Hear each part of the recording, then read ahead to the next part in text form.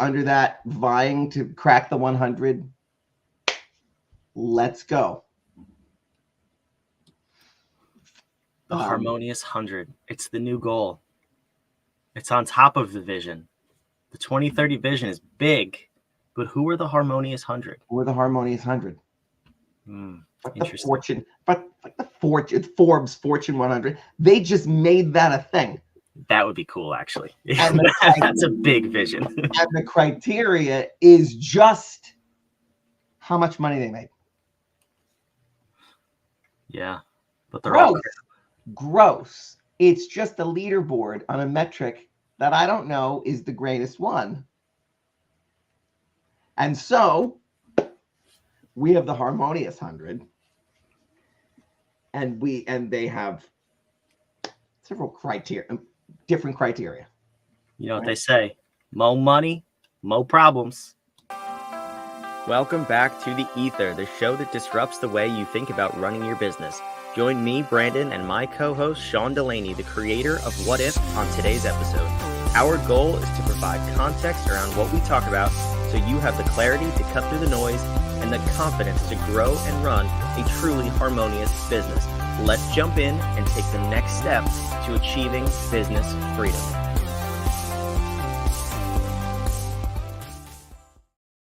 So I'm not up with the times, as they say. So during that intro, I had to look it up. Who said mo money, mo problems? It was Notorious B.I.G.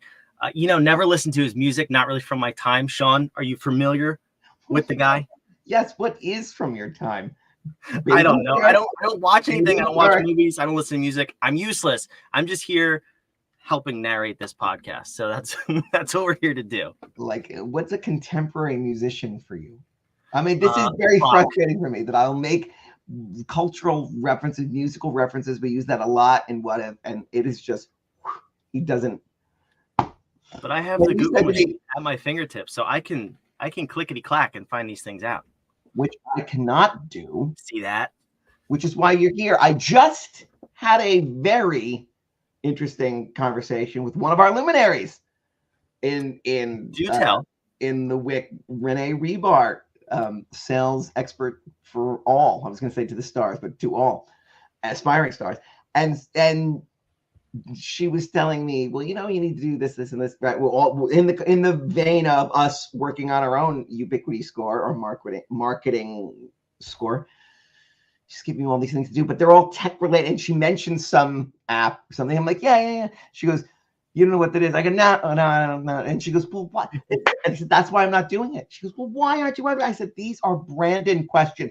You know what you're doing right now? I'm sure it's great, but you're just throwing bananas at a chimp.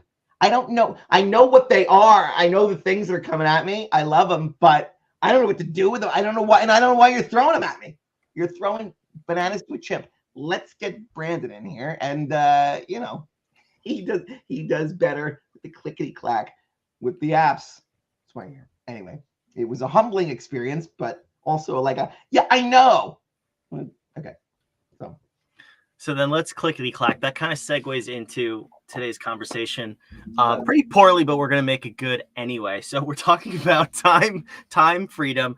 A couple episodes ago, we did an episode titled "Time Freedom is a Math Equation and Why Most Don't Solve It." But we're back on this because things are changing in the business world, and everybody we're talking to says something about how either they're too busy, they don't have enough time, they're spending time in the wrong areas of their business, or they're just, they don't even know what to be doing with their time. They say they want more leads because then they can buy themselves out of time, and it's this whole jumbled mess of a backwards approach to business. Here's the real thing. It's not right. The topic is time, but it's not.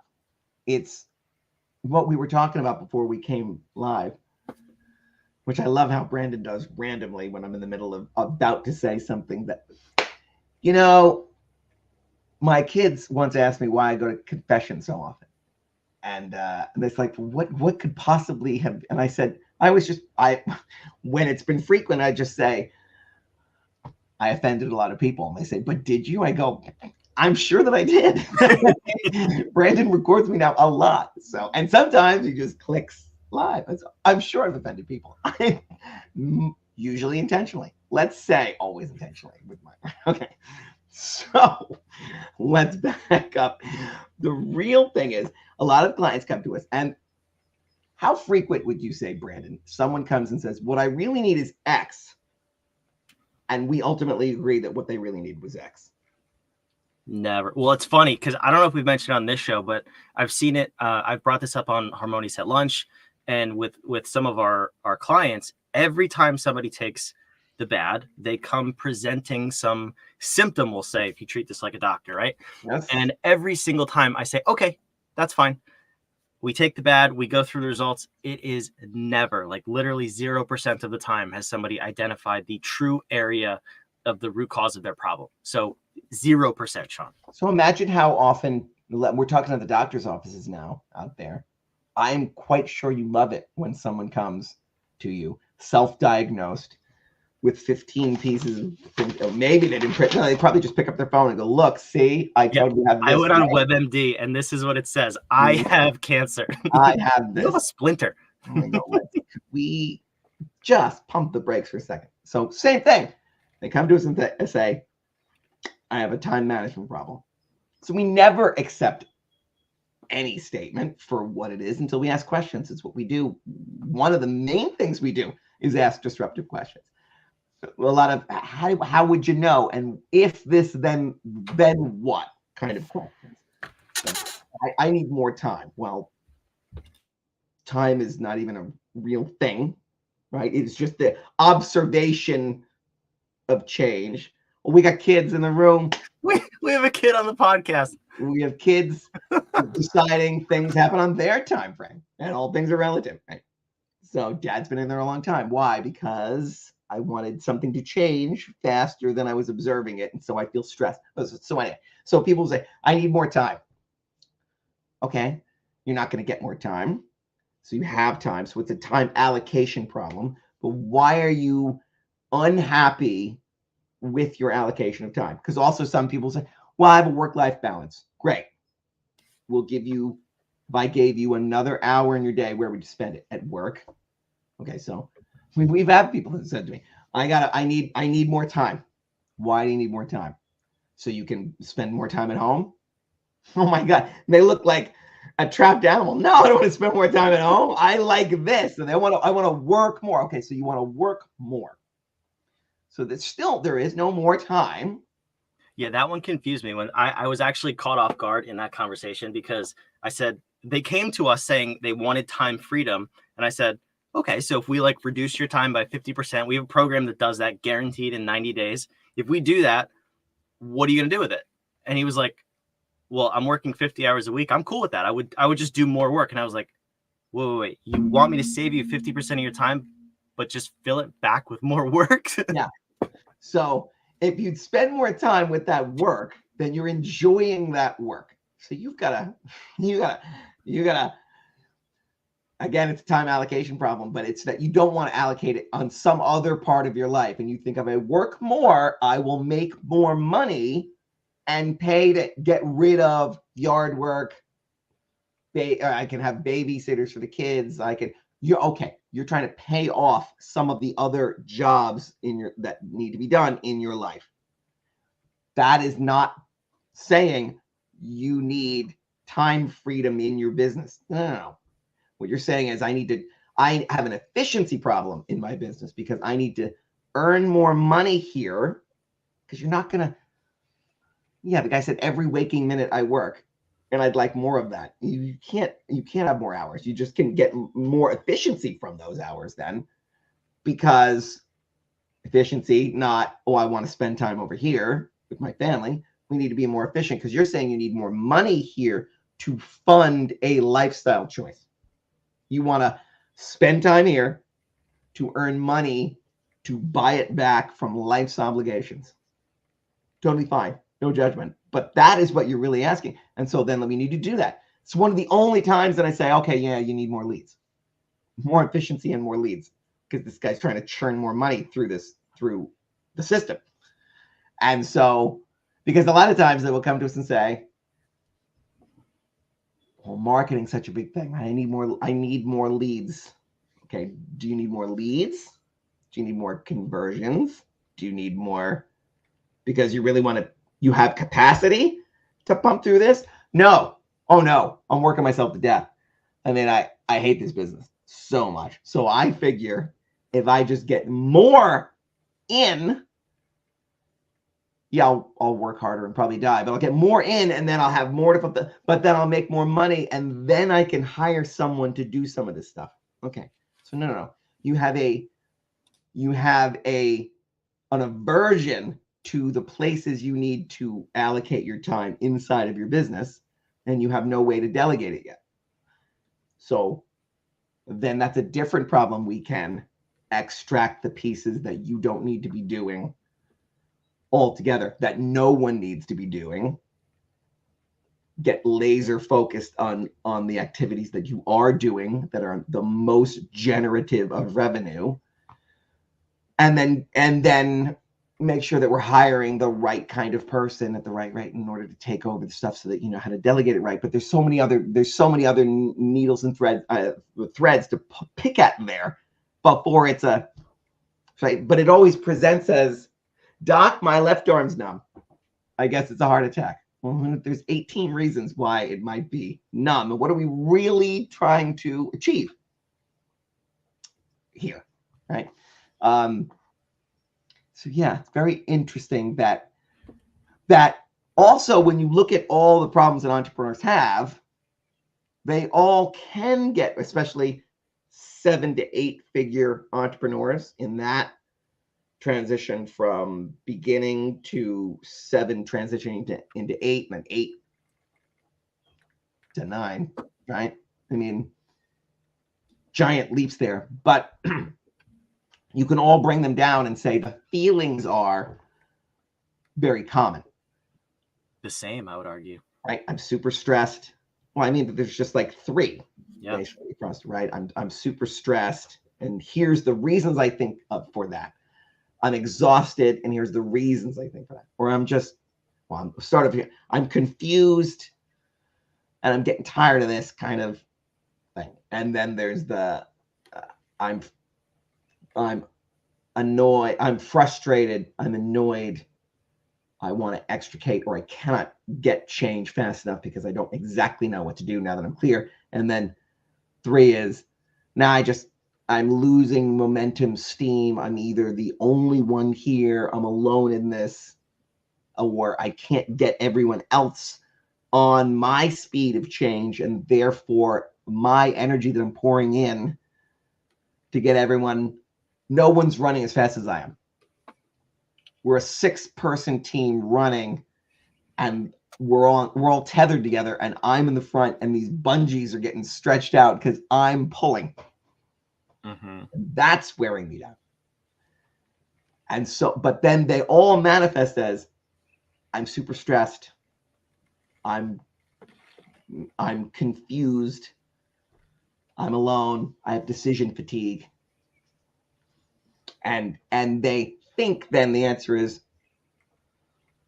more leads, more money, conversions, work-life balance, because this thing that funds everything sucks so bad. So I want to be able to spend as little time with it and be somewhere else, or be able to get rid of it. Or I love it there, but why isn't it funding me other places where I get equal enjoyment to this thing? Because I do have a life outside of it. Now, if you're alone inside of it, it's a rare person. I'm talking to like one person right now. I'm alone inside of it. I'm single. All I want to do is work. I just want more money through that. Yeah, let's talk marketing all day, all day. That's it. Right. But all the others, everyone else fits into those other places where either things are not great enough there so that they want to spend more of their time in their business.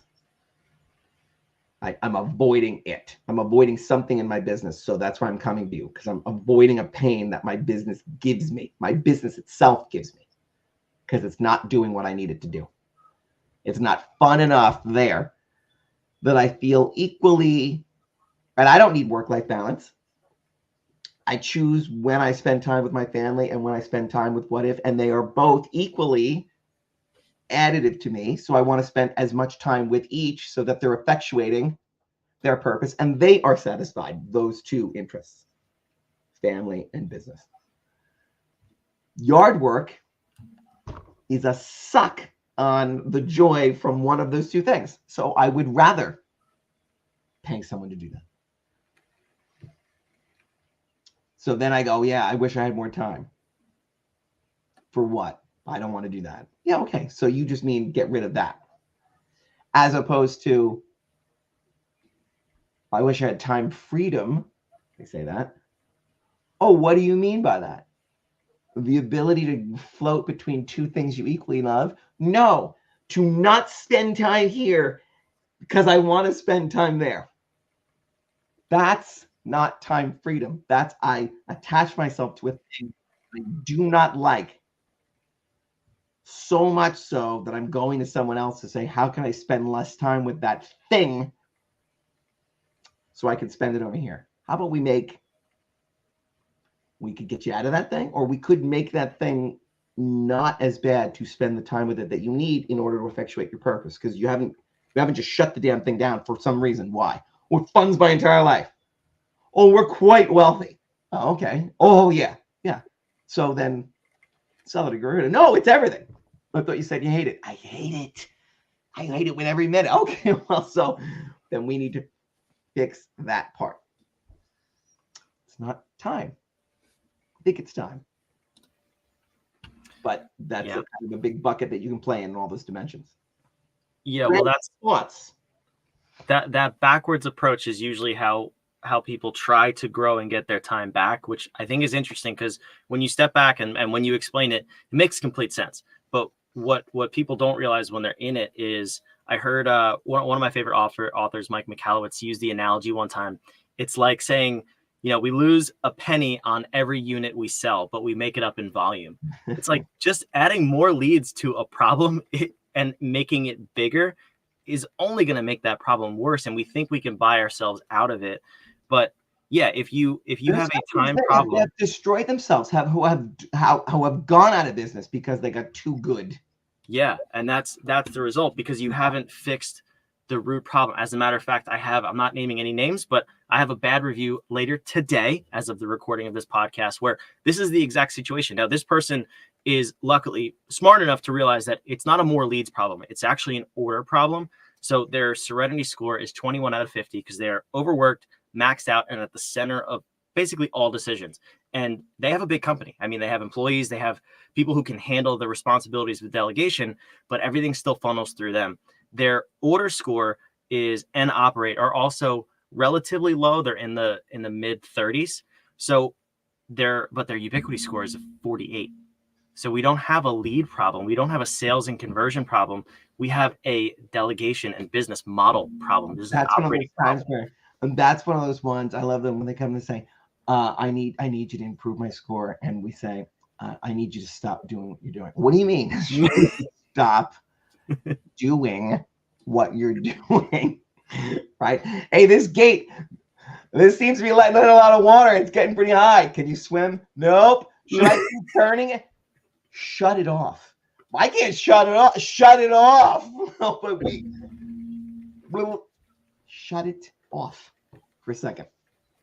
Shut it off. Fix the drains, obviously, but yes, they get my point. Yes, we get the point. So here's what I'll do, because if you're curious about any of the things we've just been talking about, I think it's valuable for you to get the inside scoop on this and to actually take the assessment we're referencing so you understand what these scores are and what they mean. So I'll put it on the screen. It'll be in the show notes as well. If you go to whatif.com, you can take the BAD. That's our business architecture diagnostic. I told you I have that review later, so you do get a complimentary review if you're interested. And we'll dive into the results and pick apart your business, see where that real root cause is. But I'll just tell you this. We have never, I have never, Sean can speak for himself, never run into a situation on one of these review calls where the problem was more leads. All of the businesses we talk to in this context, they are, like he said, the 7-8 figure, upper 6 figure, 7-8 figure revenue businesses. and you have things that are working, they're in place. It's just some kinks here and there, if you will. So yeah, if you're a new business, you probably need more leads. But if you're an established running business, you have a team, you have people, you're growing, but that growth is kind of plateaued, it's not more leads. And I'll prove it to you. Take the assessment, go right there on the screen, take it, and I'll show you where the holes in your business are. Sean, have you ever come across that? Never, not once ever. When they need leads, because they haven't figured out, it's not even a lead problem. Then it's an offer problem, a ubiquity problem. There's all kinds of other things there. It's not really that. And no, from the 7 to 8 to 9, it's never a leads problem. They might be getting a skew of their original mission and vision and now what their offers are, but it's not leads. It's not those pipes. It's all the other stuff. And the issues are buried in the other 9 of the 10 disciplines that are in the bad. Take it. Our gift to you. I'll give you a personal example, and this is from the business that I sold last year. When I made the jump from 6 to 7 figures, which at the time was nearly doubling the company over the course of a year, I actually served less clients than the previous year, and we had almost no new leads. What we did was double down on our existing clients and the experience and what the services we were providing to them. So that's one out of a bajillion businesses, but it's a good example of how if I approached it as a lead problem, like we're talking about here, we would have been busier, but way broker. So I'm just asking you to look at it from a different angle. And focused on the 20%. You focused on the 20% that gets you the 80% return. That's what we did. It works every time. What we did. That's right. So go take it. Enough of us talking. We'll see you next week on the Ether. Thanks for watching. Make sure you are subscribed.